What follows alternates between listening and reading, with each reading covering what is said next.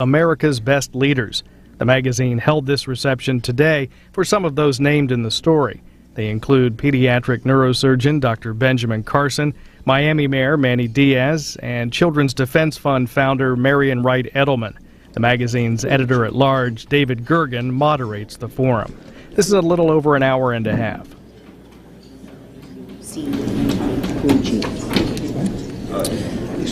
Good morning.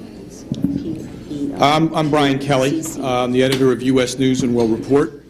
I am pinch hitting this morning for Mort Zuckerman, who had a late-breaking conflict arise and could not be here as he had hoped. He wanted me to extend his apologies for not being able to be here with such an important group of people.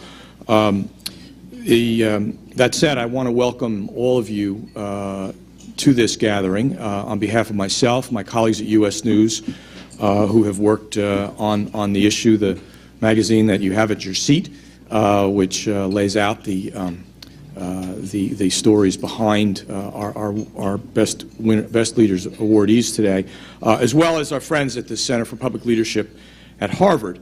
This morning's reception follows today's release of America's Best Leaders issue, as well as the findings from the Center for Public Leadership's annual survey on leadership. Our co-host this morning, David Gergen, will highlight some of the survey's findings in a moment. And we'll also get a chance to hear from many of our honorees who are with us today to share their insight and experience. We are here to recognize 23 extraordinary individuals, 13 of whom are with us this morning, and one representative group who truly embody leadership today. They represent diverse backgrounds and causes, have demonstrated day in and day out excellence within their organizations and the attributes that people look to and want to emulate. And isn't that really the crux of what leadership is about? We've witnessed an extraordinary election season which showcased leadership challenges, and just about every angle, every aspect we would want to mirror, and some we would not. As everyone in this room knows, we continue to be in the midst of housing, financial, and manufacturing crisis that intersect in ways we never imagined and on a scale never before seen. These are the kind of perilous times that call for true leaders, individuals who are capable of seeing the big picture while welcoming change and have the vision, imagination, and courage to take carefully considered risks, individuals who are unselfish in their goals, and most importantly, trusted by colleagues at all levels with whom they work. Despite our current problems in the U.S., we still have the largest economy in the world. We're still the technology leader with the most innovative private sector. And as a nation, we readily accept our global leadership mantle. But as any newspaper headline today will attest, and as our honorees with us this morning I'm sure would agree, we still have big jobs to do. We still face some of the greatest social and humanitarian challenges of our time: to alleviate poverty, to cure disease, to sustain our environment, to help people and better the human condition.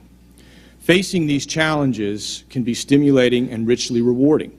And while the reward usually comes at the end of a long road, it's not inappropriate for us to take a moment mid-journey, especially in these times of turmoil and economic anxiety, and recognize those who are changing the world for the better.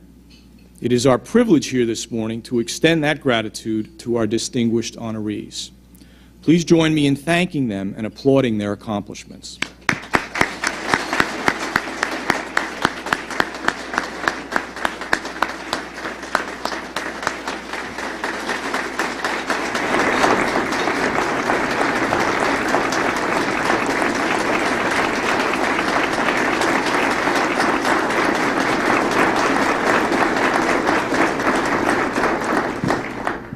We may have been a little more in need of leadership than I thought. It's a very, very sincere and genuine response, and well-deserved. But now I'd like to turn the microphone over to my friend and colleague. David Gergen has been an advisor to 4 presidents, is an author, journalist, an individual who has not only demonstrated what a leader should be through his efforts, but has also brought so many leadership opportunities to students at Harvard's Kennedy School. I want to thank you again for joining us this morning, and now it's my pleasure to introduce David Gergen. Thank you. Good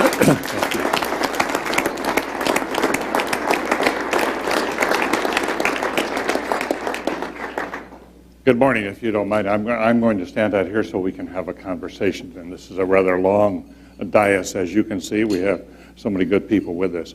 But let me just say a word or two about what brings us together and what this project is all about.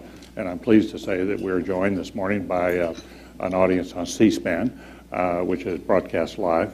And I also want to say I hope that at the and toward the end we may have a chance for you to get in and ask a question or two. I'm long-winded, and perhaps one or two of the other our friends here are long-winded, so we may not get there, but I hope we do. But I do want to thank you for coming.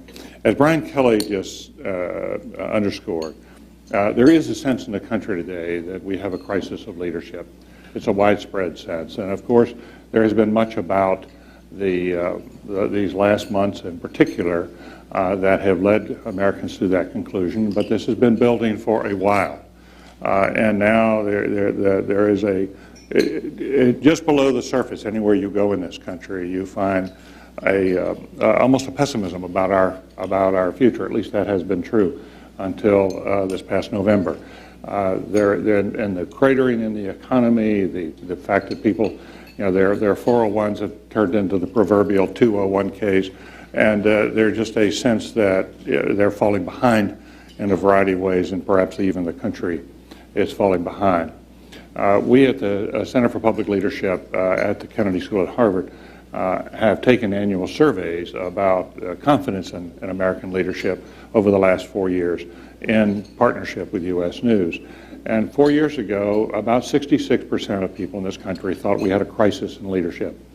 Across the board, not just in politics, in business and nonprofit sector, across the board. The only two institutions or fields that did relatively well were medicine and the military, but everyone else got fairly low scores. Now, what has been interesting is that over the years since, each year those numbers have risen.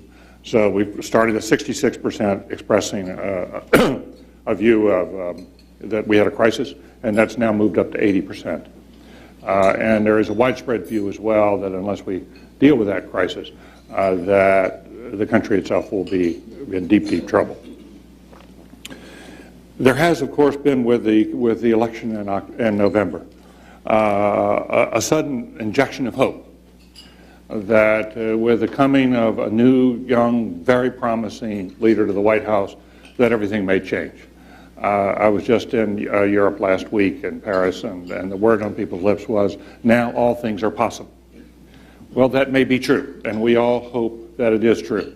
Certainly Barack Obama has the qualities that promise or hold the promise for an enormously important, significant, and perhaps great leadership.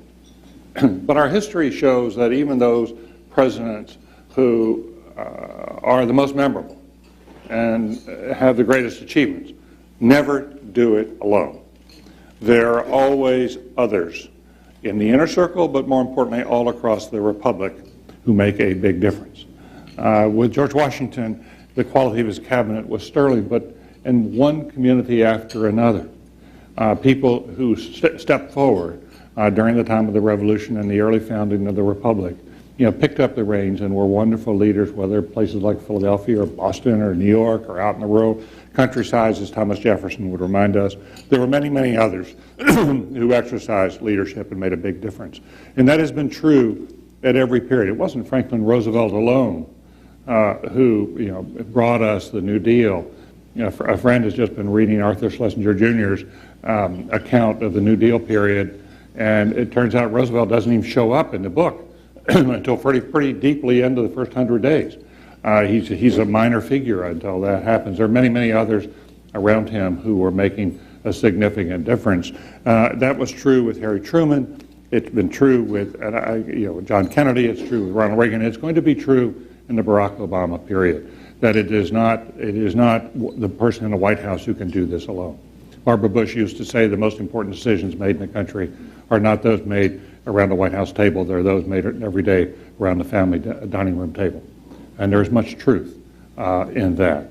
So in that sense, in that spirit, recognizing we had this a deepening problem in leadership. U.S. News began a partnership with the Center for Public Leadership 4 years ago to each year have a selection process whereby we would try to identify and give a spotlight to and encourage others to look to as role models, what we called America's best leaders. It was an attempt to identify people, some of whom were well known, others of whom were not well known, but were exercising enormous leadership in their own fields, in their own communities. And we have a national selection committee that comes together, about 25 people. A couple of them are here today. Michael Useem is here from Wharton, who teaches leadership. He's a legendary leader there. Charles Alachi is here from the Jet Propulsion Lab. We've got others here who have helped us with this selection process. And what we did, we had a great number of nominations, and then we spent a day at Harvard with some 25 people in the National Selection Committee to winnow this down, and we had big arguments among us about who and this and that and the other.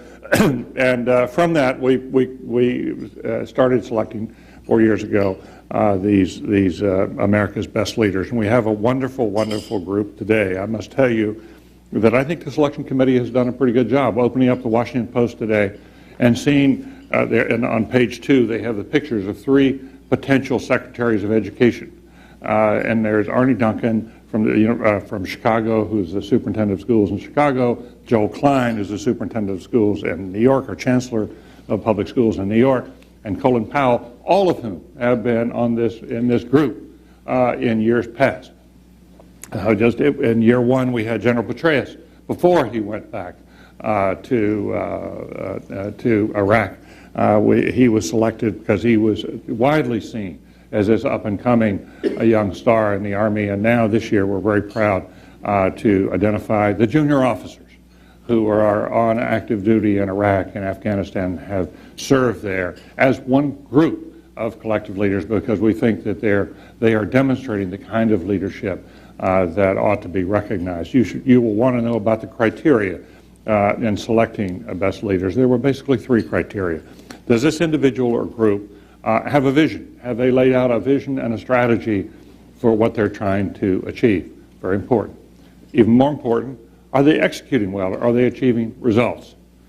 It's not enough simply to have a vision. You actually have to get something done. And thirdly, we wanted to understand and evaluate, are they leaving a lasting impact? Are they cultivating others?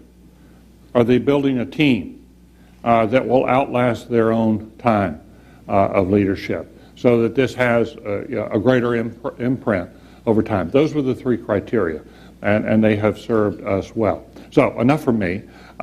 We have a wonderful group this year. Some of them are extremely well known,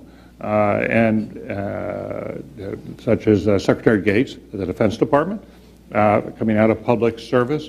There are people in the corporate world, and there's a tendency to think nobody runs the corporate world very well anymore. Simply not true. There are some excellent CEOs, and we singled out Anne Mulcahy of Xerox, as well as Indra Nooyi of Pepsi. Indra Nooyi is Indian American, represents this new diversity that we're seeing, and is trying to make Pepsi, for example, much more nutritional in its offerings. We have people from sports, such as Lance Armstrong, who has gone on to do wonderfully interesting things since it is about more than the bike, as he has written. We have people out of the entertainment field, such as Steven Spielberg. Today, we're very honored to have a group of people who, some of whom are well known to you, some of whom perhaps are not, because they are in the field. They're pioneers in science, and technology, education, and healthcare, in caring for others, community activism, and trying to change the face of America. They are all change agents, and they have done remarkable jobs over the years. Some are young, some have been there a longer time, but they've all making an enormous difference to the country. And I'm delighted to introduce them to you today. Our plan is that we're going to have essentially a conversation among this group about leadership. And we invite you, I hope we'll have invite you to have a chance to join in a few minutes. But I'd like to begin, if I might, with Marian Wright Edelman, who is a pioneer in so many different ways. You know, Marian Wright Edelman is the founder of the Children's Defense Fund. But more than that, she's a woman, just an absolutely remarkable woman. She was the first African-American woman to be, first African-American to be admitted to the bar in the state of Mississippi. She began her work with the NAACP through that. She has been, all of her professional life, an enormously important advocate for disadvantaged children. She has done this because she is a woman of enormous compassion and talent. She's a wonderful leader who happens to be an African American. And now as you look at Barack Obama coming forward, I'm just curious, your thoughts, but tell us a little bit more about where you are with the Children's Defense Fund, and then tell us your own thoughts and your counsel you might give him as he begins his journey. Well, I'm so proud of Barack Obama. I think he's transformed political campaigns in this country, and he did it from the bottom up. He obviously had vision and had the courage to act on that vision. He knew how to put together an extraordinary organizational team, and what a sea change in leadership, the new generations. I mean, it's my children who are now going to be, our children who are going to be running the country in some significant ways, but he also knows how to look back and pick the wisdom of experienced people. He's inclusive. Extremely able, but I love the model of servant leadership, and I think we're going to see a great emphasis on service and building community rather than building ourselves. And so I think it's an extraordinary example, and I'm just so proud of him, and I'm so proud of our country because he appealed to the best in us. Tell me about the service part of that, the servant leadership. That was an interesting thought. And how that will change. How is that different from what we've seen? Because we have too much self-seeking leadership. People who think it's about them or think it's about their organization, not about the deeper moral purpose that this country should always aspire to, and to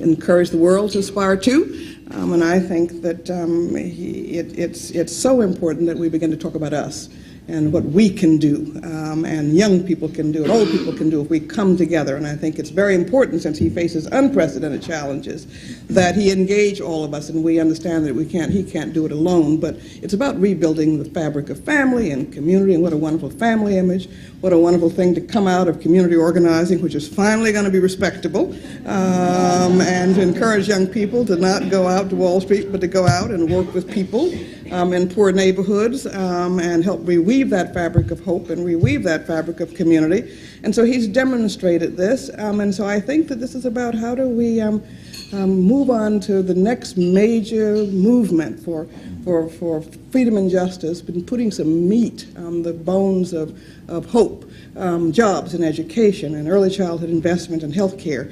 And boy, do we need to do that, because I want to say that if we don't invest in children, and we've made lots of progress, the country is not going to be strong in the new century. I'm convinced that our failure to ensure a level playing field for every child is going to determine our ability to lead. It's our moral and economic Achilles heel. How can this country be strong if we let a child drop out of school every 10 seconds, if we let a child be born into poverty in a country so richly blessed every 33 seconds? Child is born in this country, and this is America's future, without health insurance every 39 seconds, and we've got to see that every single child and pregnant woman gets health coverage next year. All of them, not some of them. A child is born to a child every minute. A child is killed by guns every 3 hours. These are disastrous figures, folk, and they're going to topple us. We cannot have a majority of all of our children not reading at grade level in 4th, 8th, or 12th grade, or 80% plus, or more than 80% of our Hispanic and black children. So the real challenge in the long run of building a strong America is building strong children, building strong communities and families, and that has to never get lost, and we just must make sure that that's going to be a top priority. And he, I think, understands the need for preventive investments. We cannot have 1 in 3 black boys looking forward to prison in his lifetime if he's 7 years old today. So, do you think he'll be a role model for changing culture for family structures? It's been so, what a wonderful vision. I think it's going to change the stereotypes of blacks and whites, of all of us, about black families and the diversity of black families, and focus on the strengths of black families and what two little cute girls can, you know, it's got to be, it's already done a miracle.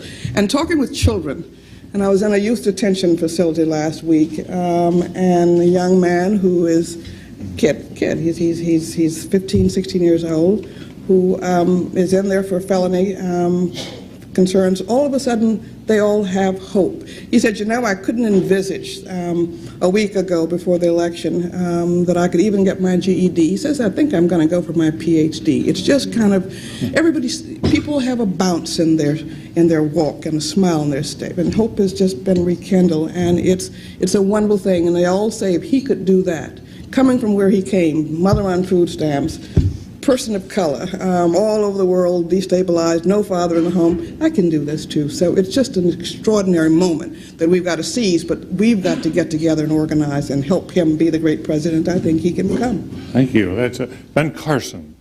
Ben Carson is known around the world as a wonderful a pediatric neurosurgeon. He saved countless number of the lives of countless number of children.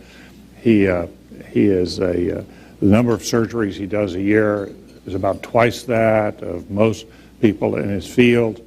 But he's much more than that. He's also been an inspirational figure who's gone across this country. I've been aware of the high schools he's gone into, the colleges he's gone into, to talk about what one can become in life. And he started scholarship programs with his own proceeds, as he's been able through books and other things. And he's got a movie that's coming out about him, and it's coming out, I think, in February. Is that right, Ben?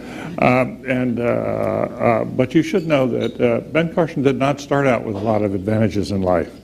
He started out as growing up in a welfare family on the streets of Detroit, and he's now at Johns Hopkins University as a pediatric neurosurgeon. That's quite a climb. So as you look at Ben, look at Barack Obama, do you see some of your own life there? And what does it tell you about what his own leadership and what he should be doing?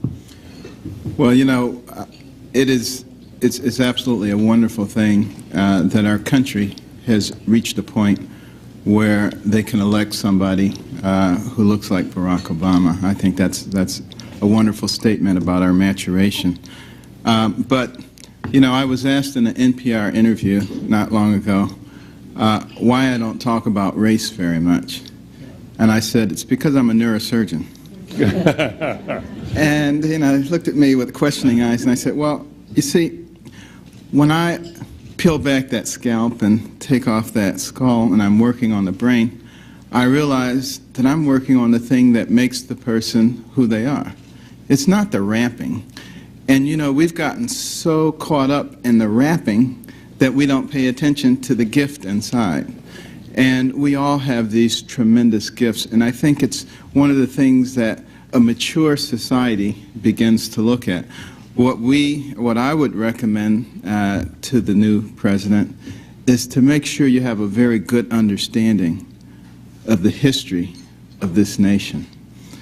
This is a spectacular nation in which we live that was born from a bunch of ragtag militiamen who were able to defeat the most powerful empire in the world. That's the heritage of this nation. A nation that had people who were willing to help each other, to look after each other's children, to extend that helping hand so that we could build an infrastructure. A nation that during World War II made all the difference as each country of the world was falling like dominoes before tyrannical powers.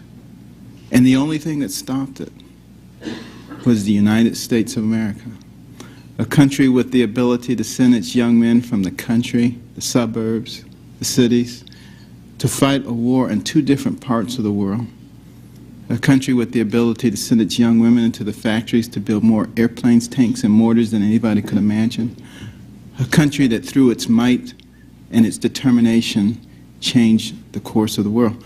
That's who we are. That's what we need to concentrate on. And one of the things that we have to get away from is the destructive tendencies of partisan politics, where we look at something that somebody else has done and say that's evil, that's bad. And what we really should say is that nothing is perfect, but everything probably has good elements in it. And we can find those good elements, and we can begin to use those to empower ourselves. And I couldn't agree more about what we need to do with our young people. We have cities like Detroit with a 75% high school dropout rate. You know, that's near and dear to my heart because I grew up there. But all over the country, we have kids who are not our priority. And we as a nation have to recognize that for every one of those young people that we can keep from going down that path of self-destruction, it's one less person we have to be afraid of or protect our families from or pay for in the penal or welfare system. One more tax-paying, productive member of society who can make an enormous difference, maybe discover a new energy source or the cure for AIDS. We cannot afford to throw any of them away. They're all absolutely essential, and particularly at a time when we're producing only 60,000 engineers a year, 40% of whom are foreigners, and China's producing 392,000 engineers a year. We have to capitalize on every one of those young people. We have to use our resources adequately, and we have to start thinking about the fact that we're all in the same boat. And you know, if part of the boat sinks, eventually the rest of it goes down too. Yeah. Thank you, Ben. And your comments are a natural bridge to Freeman Hrabowski, who is the president of the University of Maryland in Baltimore County. Some of you probably do not know much about this institution. And with about 15 years ago, 20 years ago, that would have been justified. Today, you should know about it. Because Dr. Hrabowski has come in with a determination and a view that, just as we've heard from Ann Wright Edelman and from Ben Carson, that every child can learn, that young people can succeed, and in particular, that folks who are often written off for purposes of science, math, technology can succeed. And he's turned this university setting into a laboratory for and a hothouse for graduating many people who thought they'd never get a high school degree, graduating with degrees in science and technology. They're able to go out and get wonderful jobs, and they're a pipeline and for the country. And it's through his leadership. So tell us about this. I know you've got lots of energy. Everybody tells me. Sure, I'm very excited. Let me start by saying, where would any of us be in the room if we had not gotten an education? When I think about the president-elect, my question would be, suppose he had not gotten that education, where would he be today? And that's why working as a college president, I think, is one of the best things I could be doing right now. Because what we're saying is that we need to be educating many more people at the college level. Only 1 in every 4 Americans over the age of 25 has a college degree. And when you look at it by different groups, what you see is that the Hispanic population, 90%, are without college degrees, the fastest growing population in our country. And so I would suggest, first of all, that in terms of leadership, we need to be thinking about ways, as my colleagues have said, of making sure children can read and compute and become college educated, because it changes the world. It changes their lives, but it changes the world. I come from a campus that does produce a lot of scientists and engineers, but we're really pleased that we produce a lot of great artists and humanists. The fact is that we need people from all kinds of backgrounds. And when I think about leadership, I think about the need for transparency, whether talking about a college president or a neurosurgeon or the head of the Children's Defense Fund. I think about brain power. You need people who are smart, who like being smart. And I go around saying I want children of all types to want to be smart, to think about what it means to love to read, to have ideas, to love math. I get goosebumps doing math. That's my background. I want Americans to get goosebumps doing math, all right? Crazy idea. But the fact is that we need the transparency, we need the brain power, we need to bring the level of rigor in thinking about each of the problems we face, whether it's in health care or in education or producing scientists, and then to provide the kind of resources that can make a difference in those areas. And so for me, when I think about leadership, I think about people looking at the whole package, whether it is, again, somebody in a university or in a school system, or, quite frankly, in our society. How do we make sure that we prepare people to understand that each of us is a leader? On my campus, we're talking about faculty and administrators. You can't produce more scientists and artists if the people in the disciplines don't see bringing others into the discipline as important. And so leadership has to go across the board, whether talking about the university or the country. And that's, for me, shared governance. That's the idea. How do we as Americans think more broadly about the job each of us must do? My students have gotten me saying it's amazing when I say to them, ask not what the university or country can do for you, right? Ask what you can do for those places. Well, they were not born when President Kennedy said that, but the message is as important today as it was in the 60s. Interesting. You mentioned the importance of organizing at the community level. Let's move to a couple of people who have done that extraordinarily well. Manny Diaz is the mayor of the city of Miami, and he is turning that place upside down in a very series of ways. He came in, he's nearing the end of his second term. He's term limited, so there are some who believe it's a good time to come to Washington, and indeed he is on a short list to do that, and we may well be seeing more of him here, which will be wonderful. But in the meantime, he has emphasized in Miami the importance of being clean and green, and which has been part of it. And he's also been very engaged in educational reform. He's brought in more investment, and Miami is becoming exactly what many have always envisioned it might be. It's a hub for the Americas, and that's much through his leadership. Mayor Diaz, thank you for coming here today. You may be a little more reticent about giving advice publicly at this moment to the president-elect, which is understandable. If you want to recuse yourself from that, that's understandable. But as a general proposition, how do you think about the revival of America's cities, especially those that are down on their luck now or got their backs to the wall? Well, if you look at our history and if you look at where we are today and the kinds of things that we need to do to get past this economic crisis, and you consider the fact that over 85% of the American people live in cities, and that's a growing number. Cities produce close to 90% of jobs, income, a contribution to gross domestic product. So cities are really the economic engines of this country, and I'm obviously very pleased that the president-elect in several of his speeches has said that cities are the solutions, we're not the problem. Cities need to be viewed completely different than they were viewed possibly back in the 60s and 70s.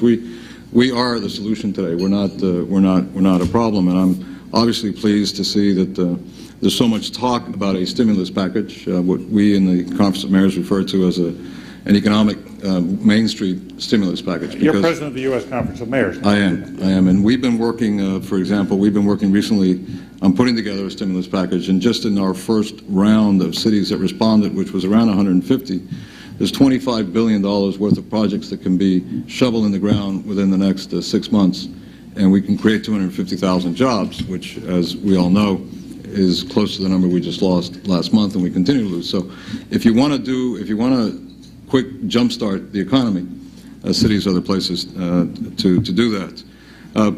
I want to go back to your leadership point, because this is something that really worries me, and it does tie into our discussion of cities. And to me, fundamentally, the crisis in leadership has a lot to do with what we have become, I think, in this country in terms of short-term fixes, in terms of quick sound bites, in terms of this insatiable appetite for results now, as opposed to what I believe we've always been, which is more of a long-term, long-view kind of a society. The fundamental aspect of the American dream is that it is something that you strive for, is something that you work for, is something that you sacrifice for. It's not something that comes to you next week. It's something that you earn and work for through your entire life. I think part of what we're going through today, and I think part of what Senator Obama rekindles, is precisely the American dream. It's not about something that we must do this week, but it's something that we do in the long term.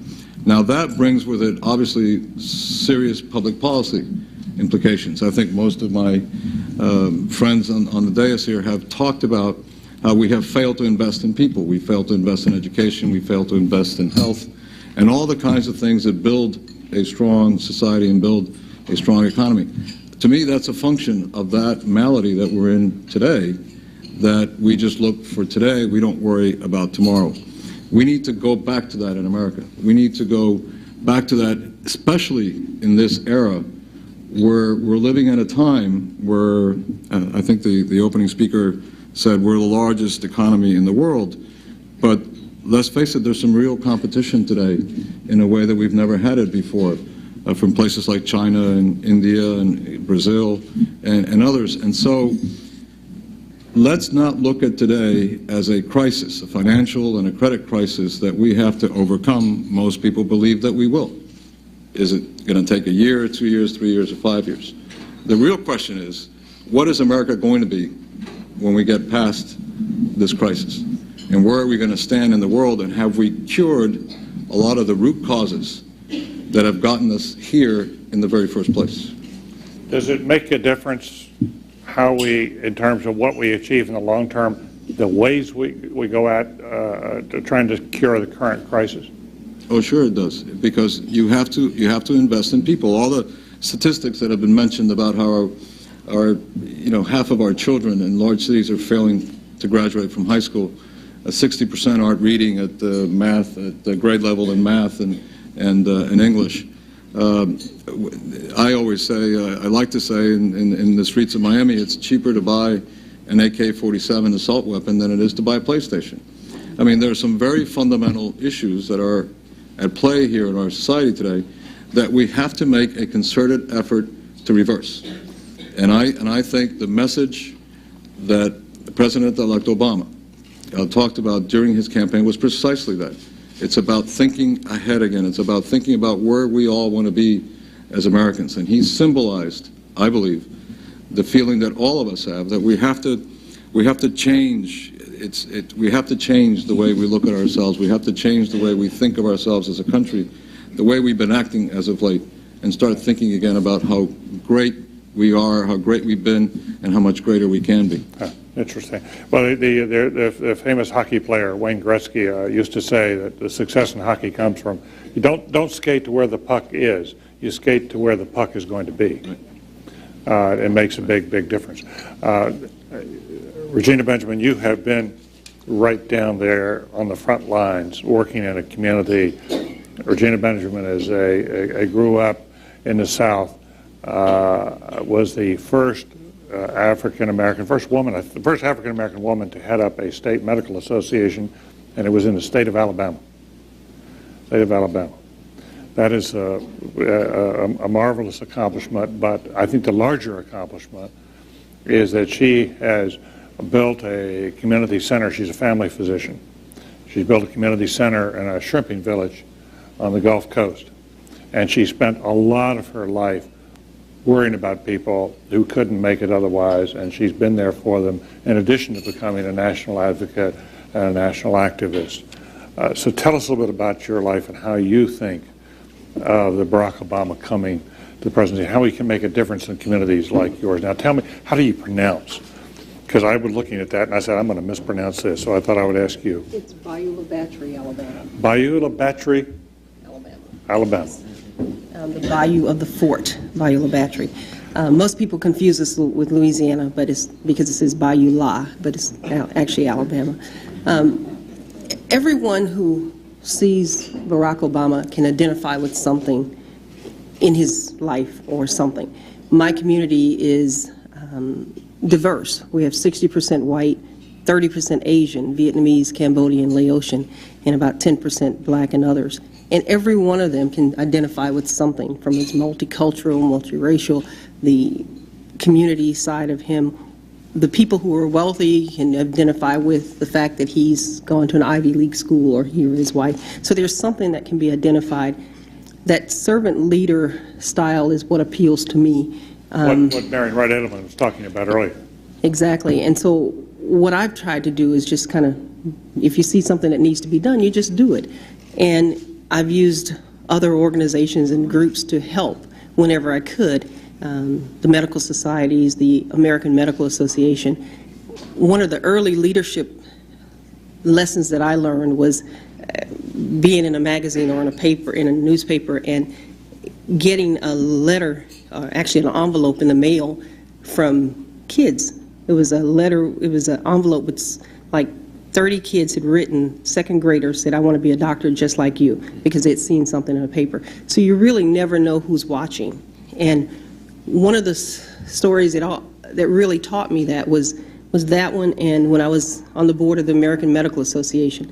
There was only 2 women on the board at the time, and I was the only black person at the time. And we leave our books and things while we go out to the big meeting. And I came back and to get something off the table, and there was an elderly janitor cleaning up the room, and he says, "Ma'am, can I say something to you?" I said, "Sure." He says, "Well, I just want you to know that we're really proud of you. We all know you're here. Even the ladies in the kitchen know about you. I told my granddaughter." You never know who's watching.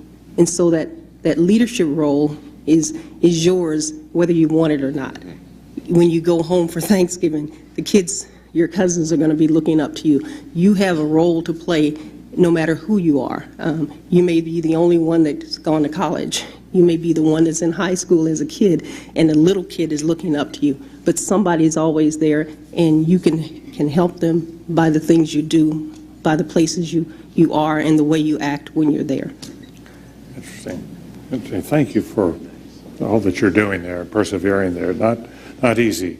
America has a role to play not only in the communities here. Americans have roles in our own communities, but in working overseas.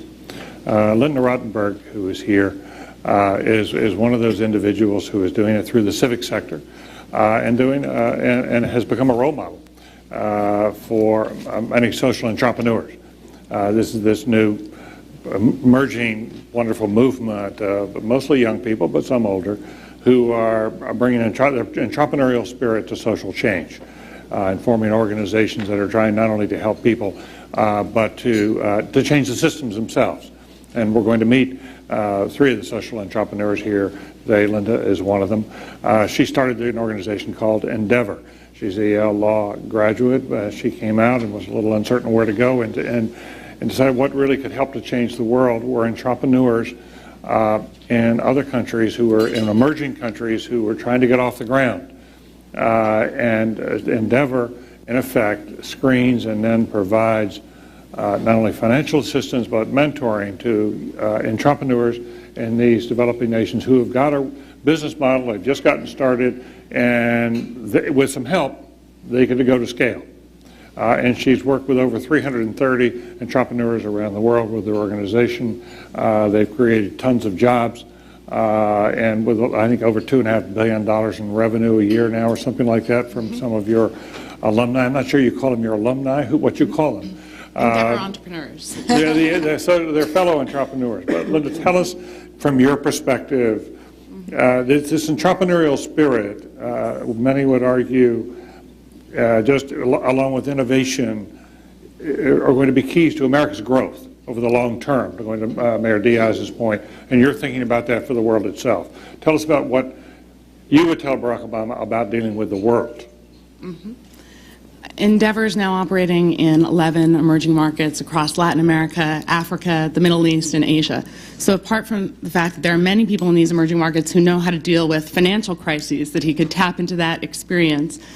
It's interesting working abroad, you learn so much about the values here at home. And we're tapping into, as David said, entrepreneurs who grew up thinking that they didn't have the right last name, they grew up in the wrong place, they would never be able to build a business. And these are people that are creating hundreds, if not thousands, of jobs. But when you tap into why they're doing it, they talk about the American dream. They talk about the American entrepreneurial spirit as something that motivated them to believe that maybe if they had an idea, they could do it. And I think that there's an opportunity for Barack Obama to do 2 things. One is to take the hallmark of America, which really is that entrepreneurial spirit, and tap into it for the greater good, and to harness entrepreneurship to create entrepreneurial solutions to the most pressing social problems. And I think rather than having young graduates of American universities flock to Wall Street, wouldn't it be incredible to inspire them to work on energy and healthcare and education reform using that same spirit of entrepreneurship? And I think there's a real opportunity. But I also think, to your point about the world, it would be understandable if there was a sense of retreating. There's a sense of we do need to invest here at home. There is competition abroad. And yet, dealing with the rest of the world, there's such a hunger for America to treat the world as partners again. And good ideas have no borders. A lot of our challenges are global. We should tap into every corner of the world to find good ideas, and inspiration has no borders. And I think that Barack Obama has the ability, as a citizen of the world, to really tap into that innovation and creativity and letting people know that America is back as a partner, as someone who will deal with them as with mutual respect, and to get people across the world to join his movement and to believe that peace and prosperity is something they can actively contribute towards. And as a role model, which was brought up, I don't think there's anyone better who can tap into that entrepreneurial spirit, and he has launched a movement. And my only last thought is that you've got to tap into that here and abroad, because that's really what's going to create a safer world. This goes back to the notion of servant leadership as well. It does, absolutely. That has been raised now a couple of times. Let me ask you this about what you think is going to happen in the civic sector with this downturn. We already are seeing states and cities, as Mayor Diaz just said, they're hard-pressed now. The funds are drying up. Their revenues have gone way down. They can't meet their current commitments. What's going to happen in the civic sector during this crisis? Is it going to shrivel a lot, or how much fear do you have of that? I think there's both fear and opportunity. I think clearly a lot of nonprofits are going to be hard-pressed for funding. I think philanthropy is one of the first things that dries up, endowments are drying up, and so there is genuine concern. Having said that, as a nonprofit leader, one of the things you worry most about is attracting and retaining talent. And I've always said at Endeavor that all we have is psychic equity to work with. Well, with shrinking bonus pools and options, that psychic equity is looking pretty good right now. And so in terms of harnessing the best and the brightest to solve these problems, I think nonprofits have an advantage of being able to attract better talent than we've had in years. So it's a double-edged. Okay. Thank you. That's good. I can see Dave Levin and Mike Feinberg sort of nodding vigorously. We'll come back to them in just a moment. They're social entrepreneurs as well.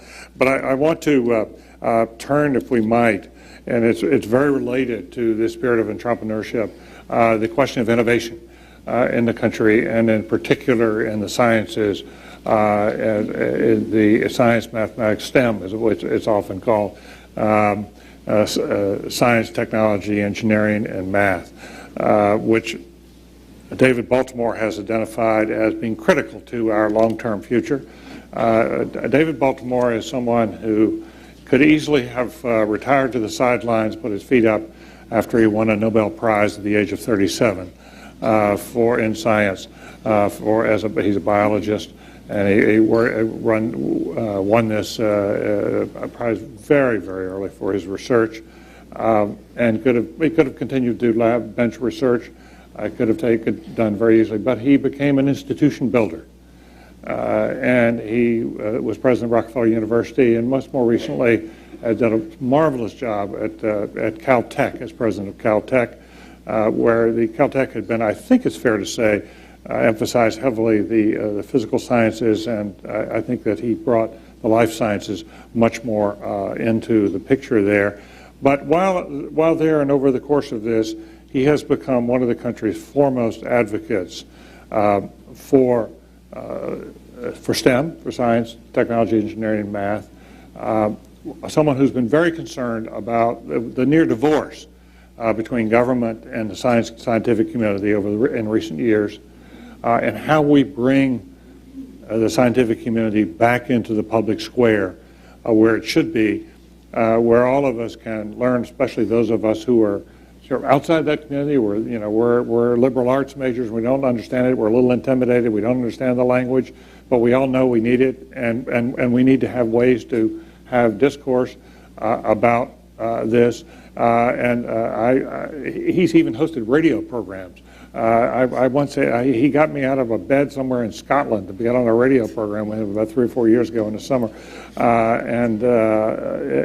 David Baltimore is one of my favorite people in America because I think he stood up at sometimes not very opportune moments and spoken the truth and truths in ways that have been really very helpful. So David, thank you for being here. As you think now about where we are as a country, you see this new young president coming in. What's your counsel about to him and to the country? Well, everyone sees the new president as embodying his or her own hopes. The poor man's got a big job ahead of him. In my case, it's the recognition of the power of ideas, recognition of the power of education, power of science. Science drives the economy in this country. It's the only thing left that really works for us.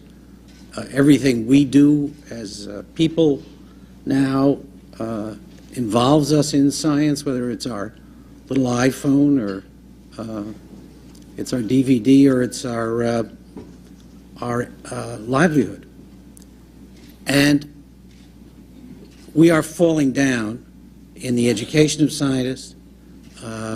We need to produce more scientists, more engineers to fuel the continual growth of science-based commerce. And we also need that education so the general public understands science, can participate. Their own jobs will, of necessity, involve the applications of science because so much of what we're doing today is technically based.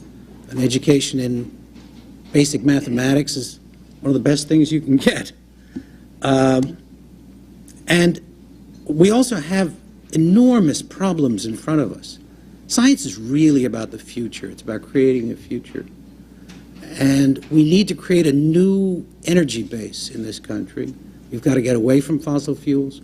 We've got to heal our planet by not taxing it so greatly. And to do that, we need new inventions. We don't know how to do it today. We know that the sun is providing us an enormous fund of energy, but how do we capture it? How do we store it? How do we use it effectively? And how do we make sure that we're doing all of that efficiently and effectively? It's a huge challenge. We have the challenge, as somebody pointed out, of AIDS in front of us still. It's amazing that a little virus can be so powerful, so hard to control. We're used to controlling viruses. We control polio and smallpox and all of those. And here we have a virus that we still don't know how to control.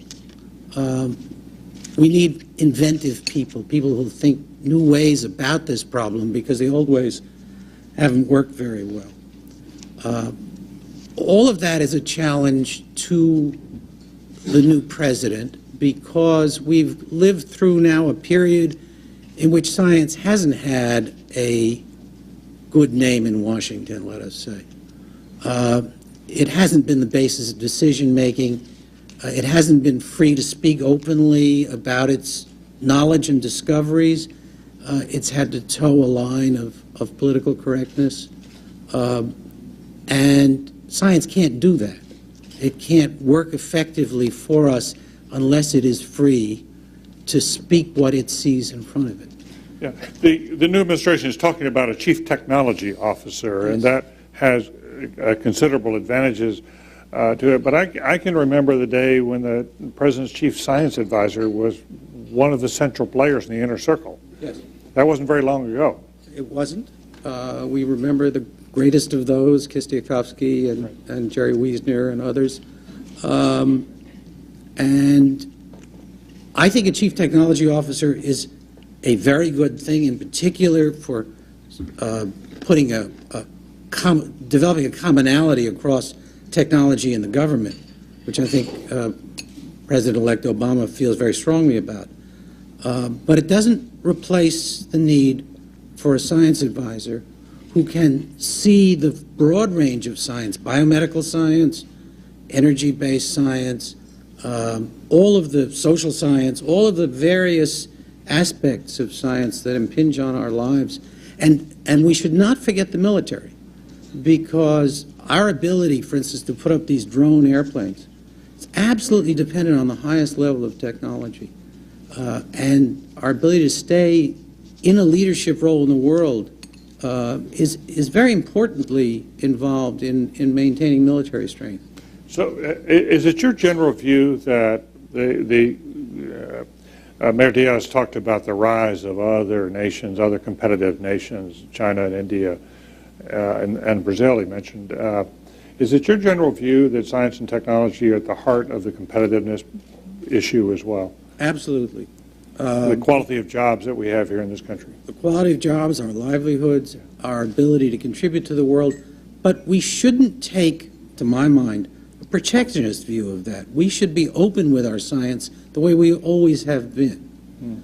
And we should consider it a triumph when the IITs, the Indian Institute of Technologies, are producing these wonderful young students. So we should welcome that as well. We should welcome that. Yeah. We should welcome competition on the intellectual level and on the scientific level, because it raises all boats. And it also is, to my mind, the guarantor of peace in this world.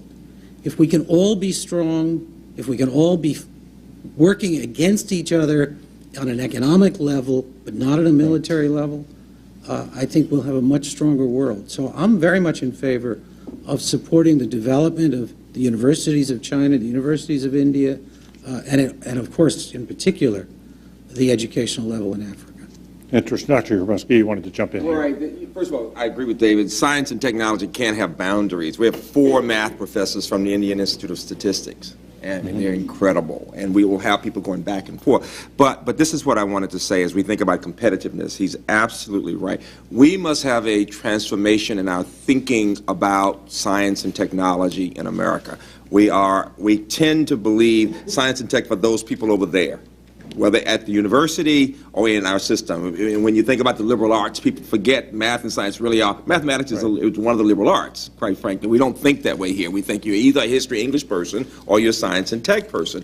And given the pervasive nature of science and tech, we've got to do 2 things. We've got to change that thinking in our universities so that more people are taking science and technology, as more of the science and tech students are taking ethics and philosophy. And secondly, we have to find a way of including many more people, women. It's great to have women leaders here today who are scientists, and people of color in that work, because given this strong emphasis in our country on demographics now and the increasing numbers who are of color, we need people from all kinds of backgrounds who are becoming scientists and engineers. One of the most exciting things for me in the last few days was a young woman, African-American, graduated from UMBC, about to finish her MD, PhD. She's just identified a potential vaccine for tumors involved with breast cancer. Now, just to see the picture, you get my point about the vision of young people who can grow up as a little black girl in America and create that kind of science. Well, we do have a couple of women scientists here, and I'm going to turn to them in just a moment, but I wanted to ask Tony Fauci to join this conversation. So many of you have been waiting patiently, among them Tony, who has been at the National Institutes of Health and NIH, and he is a director of the National Institute, I always get this wrong, Allergy and Infectious Diseases. And there he has been someone who has been a worldwide figure, especially in the fight against AIDS. He is, if periodically when these annual conferences come up about the research, and they're meeting in Canada or somewhere else around the world, the person they're always quoting is Tony Fauci, telling us where we are, because he's been at the forefront of a lot of that effort, and has also thought a great deal about the new threats of diseases spreading. Tony has been for administration after administration, and Congress after Congress, people have looked to him for guidance and help, because he's been just a pillar here in the Washington, D.C. area, and has been a really good citizen. So we're glad to have you here. Thank you for joining us. And as you hear this conversation, your thoughts?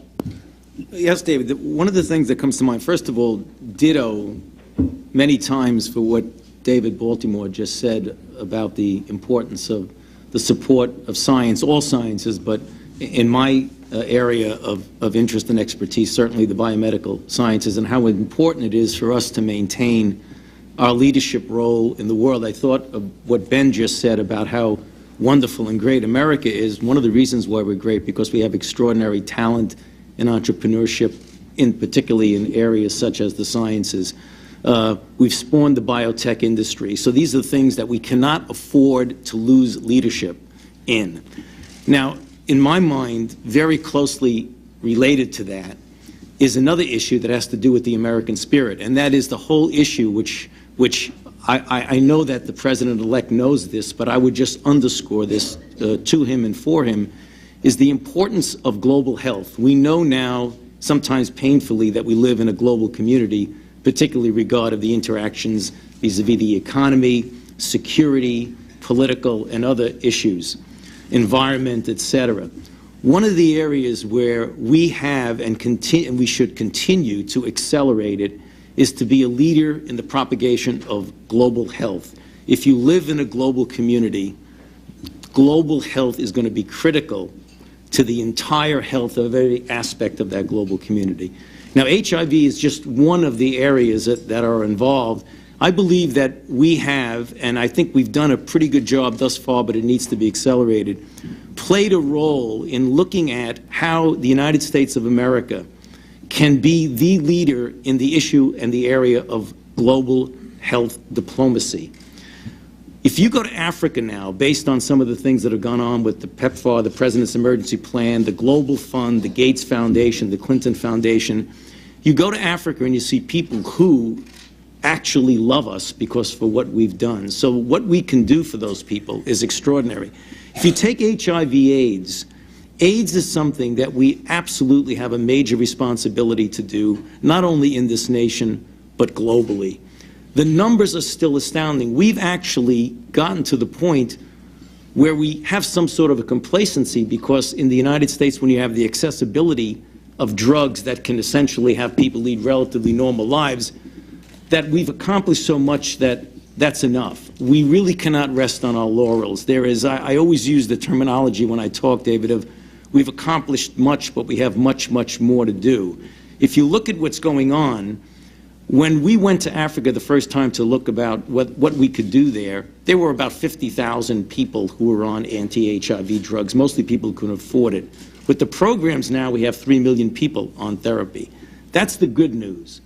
The sobering news is that only 30% of the people in low and middle income countries who need it are getting it. And for every one person we put on therapy, 2 to 3 people get newly infected.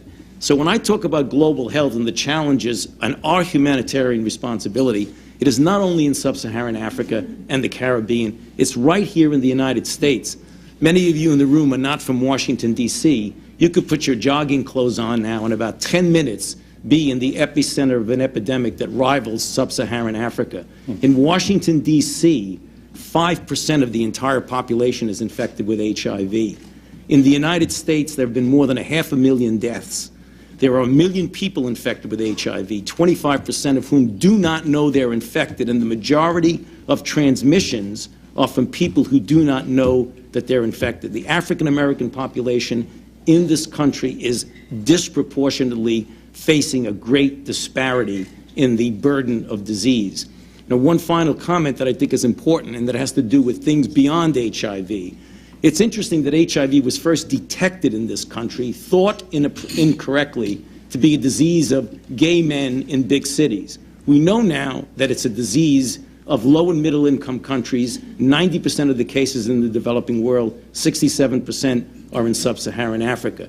So when we got interested in AIDS because it was thought it was our disease, then we found out it was very important in Africa. We went to Africa and we found out, oh my goodness, that's not the only thing that's going on in sub-Saharan Africa. Malaria is killing hundreds of thousands of babies. Tuberculosis is doing the same thing. Diarrheal diseases, etc. So my hope, and I know it will happen because he is very, very much aware of global issues, that we will assume even more so a leadership role in making health diplomacy a very, very important part of what we do in the United States. It's so interesting.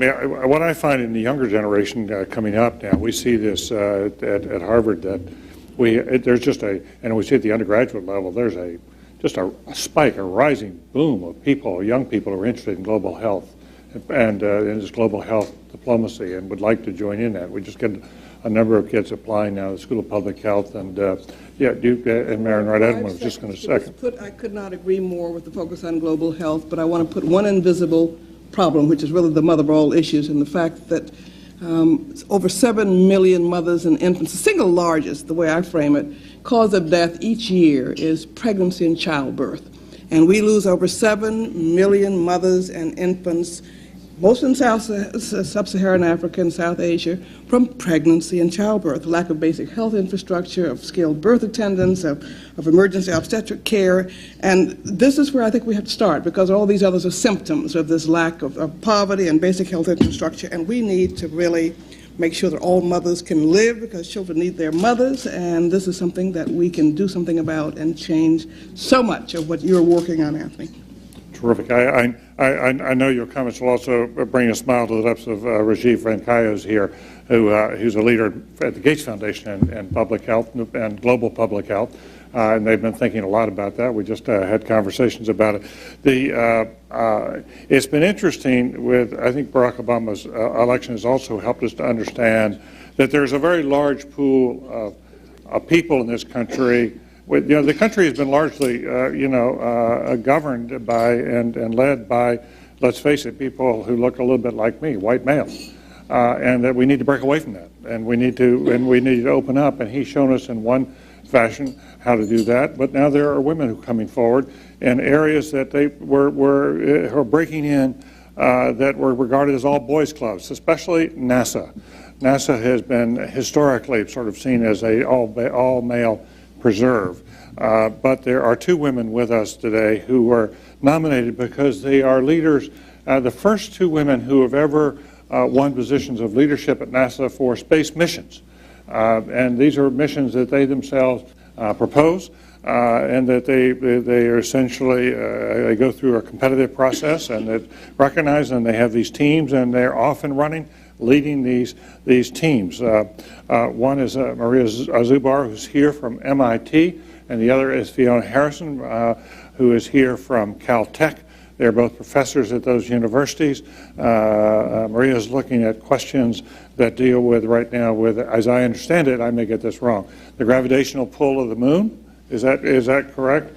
And Fiona, you've been looking at, or you're going to be looking at questions of black holes and monitoring and trying to understand and detect what the black holes, since sometimes I think a lot of us think we live in black holes. You need to help us with that. But what I want to ask you each, if are your reflections on a day like this about leadership, about where the country is going, and how you would encourage other women to step forward as leaders. Maria? Okay, thanks. Well, number of others this morning have said it, and I'll try to frame it in a slightly different way. But the real future to our country and the world, in fact, in terms of our quality of life, our economics, our security, is all lying in our ability to innovate. And what the President-elect, I think, has given us in terms of a viewpoint is the thought that nothing is impossible. Okay, and as scientists, we view that every day.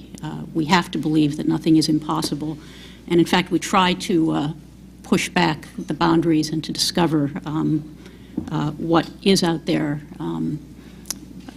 and how we can move ahead to discover it and understand our place in the world. A key part of all of this is, as we move to the future, is to emphasize the importance of basic science and technology, I think, because of the many things that we do that are difficult and that we need to study. We don't know where the answer is going to lie. And so when we go down a particular path, it may be the tried and true path, but it may not be the right path. And it certainly may not be the right path for what is going to be required in the future. And often these new paths tend to be difficult. And so if you look at some of the things that we do, you know, in my own field of space science, we are now detecting atmospheres of planets around other stars. We're taking pictures of distant galaxies at the edge of the universe. We're landing on Mars, which is one of the most difficult technological things that we do. There has to be a sense that that you don't give up, and so when we study science and math, when you start out in those fields, the discipline that you gain in addressing those sorts of problems, where you don't give up and you don't let a problem defeat you, I think is an important thing that we need to really espouse, and that needs to become more of a part of our education system. So for us to continue to innovate and to solve the many problems in this country and the world related to knowing our place, to solving energy problems, to preserving our environment, these are very, very difficult problems, and it really is going to take all the smart people to solve them. And we have a lot of people out there who I think who don't know they're so smart, and who really are. And if they only had the proper training, would be able to take on these problems. And so, so as we move ahead, we very much need to engage the entire population and into fields that maybe aren't traditional fields. So in science and technology. And I want to put a plug in here that that a real key is getting students, boys, girls, minorities, all aspects of the population, really a focus on middle school education, because middle school is really the time when you decide whether you're going to take the hard math and science that leads to AP courses in high school and calculus that allows you to study science and engineering in college. And so this it's not a problem that just the universities can solve. It needs to be solved at every level at the education process. And people need to, it helps a lot, I think, for kids to see people who look like the whole range of people like us up here, to believe that that's a possibility for them. Thank you. Fiona? Well, I guess I would go back to emphasize what Mayor Diaz said about long-term commitment, because if there's anything you can say about science and making progress in science, it takes a long-term investment. And so I think having the discipline and also the fortitude to invest. And it's not, I mean, especially with the current economy, looking at investing in science is going to be a tough thing to do. And, you know, I've been told that after Kennedy announced going to the moon, he was told by his financial advisors, you know, he's crazy. Do you have any idea what this is going to cost? It's going to cost 10 times what you're being told. But, you know, he persevered and did it anyway. And I remember in kindergarten watching men walk on the moon and thinking, okay, I want to be a rocket scientist. And luckily I went home to my dad and said, you know, I want to do this. And he said, okay, well, you have to learn math first. But, you know, we need that kind of commitment. And if you look at, you know, climate change and solving the energy problem, I think there's no way to argue that we have the engineers and the scientists to do that now. So we have to find a way to invest in youth and inspire people to be scientists and engineers.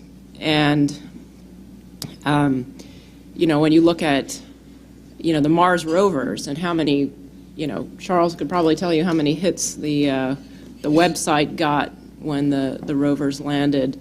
It's that kind of inspirational vision that we need to really get interest again in this country in having our youth go into science and engineering. And I think the other thing, piece of advice or thought that I have is that as we look at the projects we want to do in science now, from really understanding the whole planet, observing the Earth, that's clearly an international endeavor. We look at the big space missions or going back to the moon or even Mars eventually. These are things I think the U.S. can't do alone and shouldn't do alone anymore. And we should look internationally. And if you look at, I work mostly with NASA, and I think about what NASA does. And if you look at the International Space Station, that's probably the most technically complex international project ever completed. And people who know about it know there are a lot of lessons to be learned from that project, including how the U.S. leads internationally in projects like that. I think we have to realize that we're going to have to do this, but we're going to have to do it with a little less arrogance and a different approach, and that if we're going to achieve some of the things we want to do in science, and also with energy and understanding the planet, we're going to have to find a new way to lead to accomplish those things. Good. Thank you for it's interesting. I think 3 or 4 of you have now, starting with Linda, but also David Baltimore and others, have all talked about this internationalization and thinking, Tony Fauci talking about globalization of health and how we have to think in global terms. Even as we think about, as Maria said, trying to recognize there is a very large pool of people out there who've always been told in their life they're not very good and they're probably not going to make it, but that they can. And that someone will light a match or light a fire and someone will tell them that they can make it. I mean, Ben Carson was told in life, you're never going to make it, you don't shoot so high, don't go to that school, you'll never get in.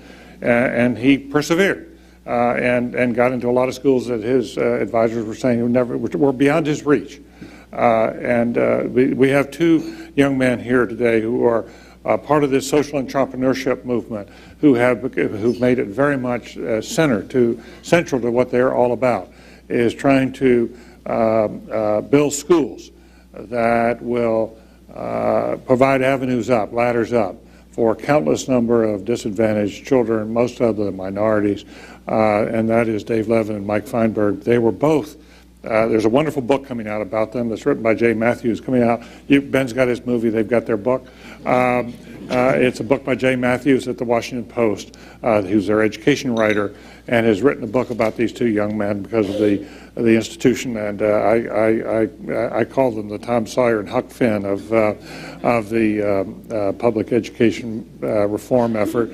They were graduates of Teach for America, became friends, decided that they would start a charter school, and they actually wound up starting 2 called the KIPP schools, Knowledge is Power program, and there are now like 54 of them altogether, I think it is? 66. I'm probably undercounting. Yeah, 66 today. 66.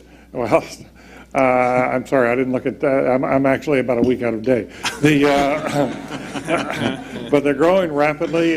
They started in Houston in the South Bronx. I had the privilege of taking going with a group of graduate students from Harvard to the South Bronx to KIPP school there, and we were absolutely blown away by what we saw. It was a middle school.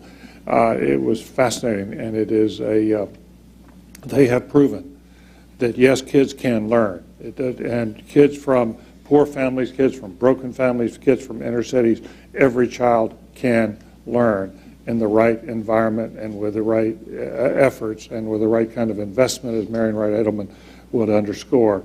Dave and Mike, tell us a little bit more about the KIPP schools and your thoughts on this good day.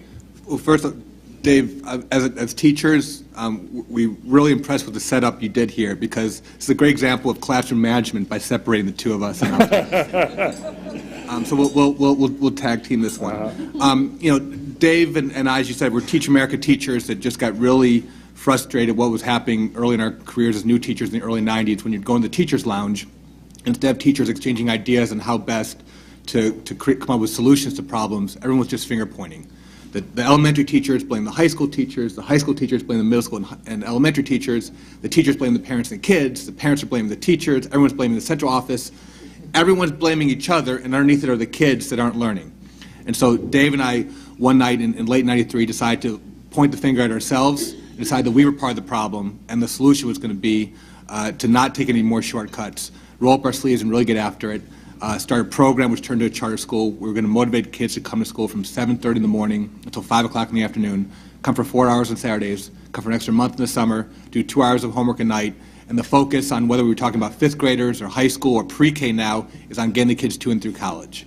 And that's kind of how KIPP started back in the mid-'90s, and it's grown to date. Yeah, and I mean, I think as we look around, I'll share a couple of stories. One, I got a call. So we have an elementary school here in Washington, D.C., and at this KIPP school, they didn't do Halloween. They dressed for profession, right? And it's kindergarten, and the principal sent me an email after the ceremony, and it was the week after the election, and half of the boys dressed as Obama. And just what the potential of that idea, and over 80% of our alums, and currently they're only college-age alums from the original 2 schools. This year will be the first year that we have college-age alums from 7 additional schools. 80% of our alums are enrolling in college. We're on track, over 80%. We're on track to graduate 3/4 of them, which is 10 times what the statistics would have predicted. And unfortunately, I didn't get your name, Maria, but what Maria predicted about middle school. If you're on free and reduced lunch in middle school, your chances of earning a college degree, 8 out of 100 kids. And so for us, what it's come down to is Mayor Diaz once again talked about a long-term sacrifice. This idea that now we're starting with kids at 3. We originally started with kids in middle school because that is the vast wasteland of American public education. Right? If you look at the statistics, test scores drop, kids functionally drop out. If you can get kids to have a vision of what their lives could be at the age of 23, they will be willing to sacrifice. And as a country, I would hope that we've talked about sort of this image of science, of the landing on the moon. I'd hope we would now set sort of a man on the moon-like goal around public education. And that would be a college degree for each and every child. And access to the careers that would be possible, therefore, and to stop thinking about K-12 and recognize that this is K to the end, and that the type of sacrifice and what that would mean. Just out of curiosity, how many people in this room remember their kindergarten teachers? Right? It's just one of those things people remember. Now, if you go down to 7th grade teachers, the number of hands would dramatically drop. But the reality is, once you leave kindergarten, so many kindergarten teachers think their job's done. And we as a country need to link our educational efforts from the earliest possible age, call it 3, and the doctors here will say even earlier, all the way to the end. And so that would be one of the things. The other thing I think we've learned out of KIPP is it comes down to finding great teachers, training them, holding them accountable, and when it doesn't work out, some aggressive career counseling. And I think we have to be able to hire and fire all level of educators, teachers, principals, superintendents, if we want to see fundamental change in the education in this country. Yes, please. Go ahead, Regina. Yeah, in my town, we have 2,500 people, and most of them work for a living, but they don't have health insurance. And oftentimes reporters will ask me, what would one thing you would do to improve the healthcare system in your town or health in your town? My answer is have a better education system, because exactly what you're saying, if we educate our kids early and have a better education, they'll make better health choices, they'll have better jobs, they can then afford health care, and it starts basically with the education. Notice that they're spending much more time with the children also. We need after-school programs, summer programs, weekend programs. You learn to do by doing. As a math teacher, I will tell you, I want a child to learn to read well and think critically and solve math problems, and we need much more time with those children in sustained efforts focused on math and reading. Do you subscribe? It's interesting. You know, there's a new book out by Malcolm Gladwell called Outliers, about people who have become truly successful.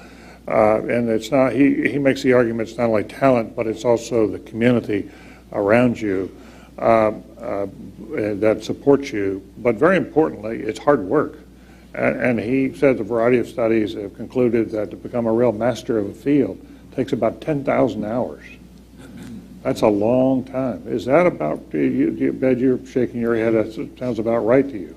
Well, the one thing that is really clear is that anybody with a normal brain is superior, because the human brain is just an incredible organ system with billions and billions of neurons, hundreds of billions of interconnections. It remembers everything that you have ever seen, everything that you have ever heard. And learning how to recall it is a little bit of a different thing, but it's all there. and you know, the potential that lies within each person is absolutely enormous. And a good teacher is somebody who can look at a child who isn't achieving, look at the way that they are answering a question, and figure out what the problem is, and go back and correct that. And that's what teachers used to do. You know, when de Tocqueville came over here from France with his group to study education in this country because they were so impressed with the American education system, those were the kinds of things that they saw in our education system. You know, we talk about how bad our education system is now, but please, if you really want to be impressed, go back and read about what our education system was like 150 years ago. Go back and look at a 5th grade textbook and look at some of the exit exams that were required of a 6th grade in this country. You will be blown away by what we used to do and where we have degraded. And the fact of the matter is we have enormous potential, and we got to stop dumbing it down. You know, and Dr. Carson's right. We have the potential is enormous, but the challenge is, you know, if I ask people in this room if you could choose between 2 classrooms for your own child, the classroom over here on my left has not a bad teacher, but a mediocre teacher, and has computers and science equipment and books and just stacked to the hilt with resources. Classroom on my right is a bare room, not even desk, but there's a master teacher. You know, most of us in this room would say, I want my kid with a master teacher. But society would get groupthink going. We forget that people make the difference. We forget there are no shortcuts. We start thinking, what little gizmo can we invent to squeeze it into this classroom over here to magically transform it from bad to okay to good? You know, and I think we have to get out of the no shortcuts mentality and start investing in the most important resource of all, which has been consistent on this panel, which is a human resource. And finding the good teachers. It's very important to say there are large numbers of very strong teachers in America right now. And we have to say that, find them, highlight what they do in all kinds of difficult situations, build on best practices, and elevate them to this is noble work. But it's so important that we recognize those people who are working with our children every day. This would be... I wanted to just go back to my prior point about, because you said something about hard work. Right. And hard work gets you a long way, but there still needs to be an investment, you know, and I think about my life, and I think about the teachers that weren't worried about working a short day and then going home, but actually made the commitment to spend the time with me. I think about the after-school programs that were available to me when I was growing up. I think about which you'll read in my bio, about the CETA program, where I was... You went through the CETA program. I did. Yeah, that was a much derided program for a while. Marion Wright Edelman will tell you there was a time it came out of the 60s. Right. The CETA program was, you know, wildly criticized for being a misuse of resources, not teaching anybody anything. Worked for me. Here's an alum. Yeah. You know, the college aid. I mean, all of us in our lives have obviously worked hard, but we've always had some external support, a hand, an investment that someone made in us, and we reached higher. That's what I worry about today. Are those investments there for us today, for my children, our grandchildren, who we're telling them, work hard and you can achieve the American dream? Is it as true as it used to be? Yeah. Marion Wright Edelman, bring us home. You've just been hearing this. You're reflecting on it. I see you sitting there nodding sagely because you've been here working in these vineyards for a long time. And bring us home in terms of wrapping this up and what your reflections on sort of what you've been hearing now about, because you were really the idea, whole idea of No Child Left Behind is very much her idea. It's taken different forms, but her notion was that every child can learn. David, we have a different bill called the Act to Leave No Child Behind that says children don't come in pieces. They come in families and communities, and you have to address the whole child from the beginning. I loved seeing all the nods about your kindergarten teacher. I grew up, I didn't have kindergarten. And a lot of children in this country don't have high-quality kindergarten. And so I just, this need to invest in all of our children, because God did not make two classes of children, this need to break up the cradle-to-prison pipeline and stop the downward mobility of our children. And what kind of folk let their children do less well than we did? I mean, the entire change of legal segregation in this country came from a band of poor parents who wanted their children to have a good education and a better life. A third of African American children may not do as well as their parents did. We are now the country's largest jailer. We have got to change the paradigm from punishment as a first resort and incarceration as a first resort into prevention and earlier intervention.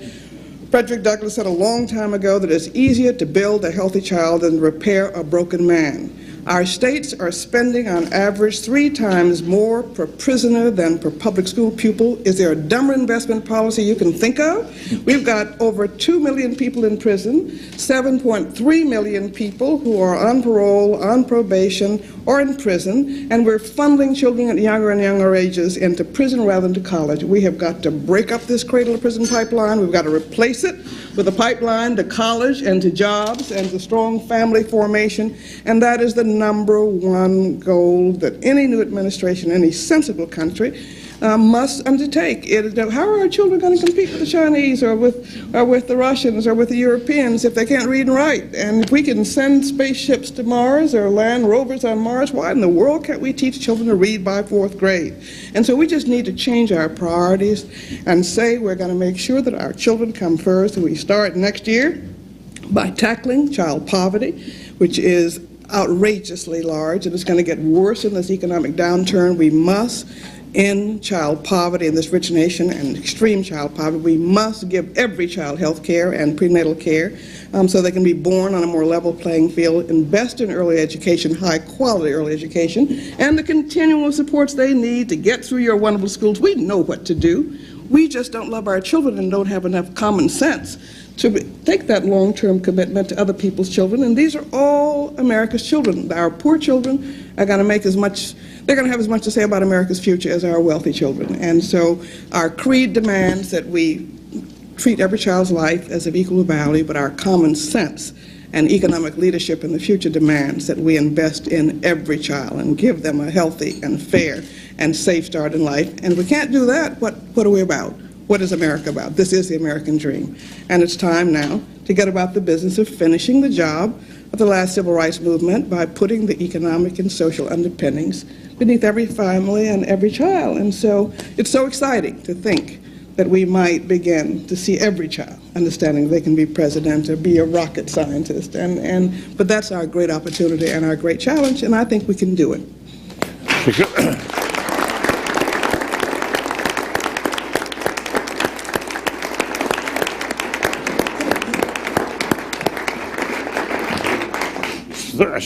No one could have said it better.